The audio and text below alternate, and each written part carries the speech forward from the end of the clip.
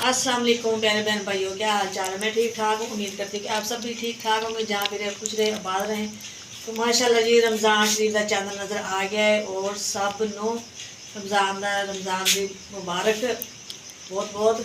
माशाल्लाह रहमत आला बाबरकत आला महीना है और इंशाल्लाह जी रोज़े रखांगे और अल्लाह ताला सब नू हिम्मत देवे रोज़े रखन दी, आमीन। और हुण करदे हैं जी तराबियां की तैयारी। माशाल्लाह तराबियां पढ़ांगे तो सुबह रखांगे जी रोज़े।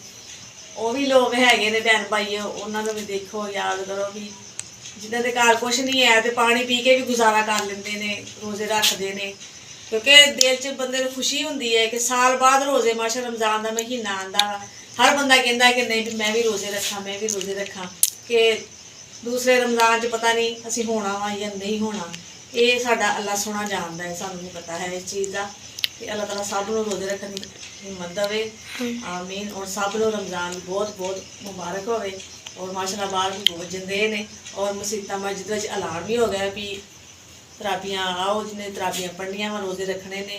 तो माशाल्लाह लोग हुण तैयारी कर रहे और माशाल्लाह असीं भी तैयारी करते पे और इंशाल्लाह नदीम भी रोज़ा रखणगे और मैं भी रखांगी, क्योंकि सुबह पहला रोज़ा अल्लाह खाएगा। माशाल्लाह तो मैं सारे रखदी हां, लेकिन पहले रोज़े की खुशी बहुत हुंदी है कि जिवें हुण ऐलान होया मस्जिद विच के रमज़ान का चंद नज़र आ गए। रहमत आला बरकत आला महीना, अल्लाह ताला सब ते अपनी रहमत रखे और सब नूं अल्लाह ताला अपने हिफ्ज़ मान च रखे। हर दुख तकलीफ तो अल्लाह ताला सब नूं बचावे, आमीन आमीन। तो जी हुण मैं घर बच्चों नूं बिस्तरे कर देवां अंदर, फिर अपनी नमाज करदे आं जी तैयारी माशाल्लाह। तो जी माशाल्लाह रमज़ान का चंद नज़र आ गया है तो हुण सुबह अल्लाह खा के रखांगे जी रोज़ा। और माशाल्लाह रहमत आला और बरकत आला महीना है। हाँ जी, तुसीं की कहना चाहोगे? रमज़ान शरीफ का चांद नज़र आ गया। हाँ जी, जिन्होंने भी मुबारक।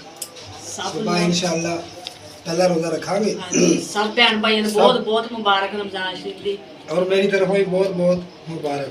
जो बे औलाद ने अल्लाह ताला उन्होंने नेक महीने सदके अल्लाह ताला नेक साले औलाद देवे। जो बेघर ने अल्लाह ताला अपने घर देवे, अल्लाह ताला मैनूं भी अपना मकान देवे। और जो रोज़ी रिज़्क वास्ते तंग दस्त ने अल्लाह ताला उन्हें तंग दस्ती दूर करे।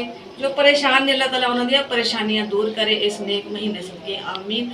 तो जो असीं करते हैं माशाल्लाह भी तराबियां पढ़न की तैयारी और सुबह रखांगे जी रोज़ा। माशाल्लाह अल्लाह ताला सब ते अपनी रहमत करे, आमीन। सब नूं अपने ईमान च रखे।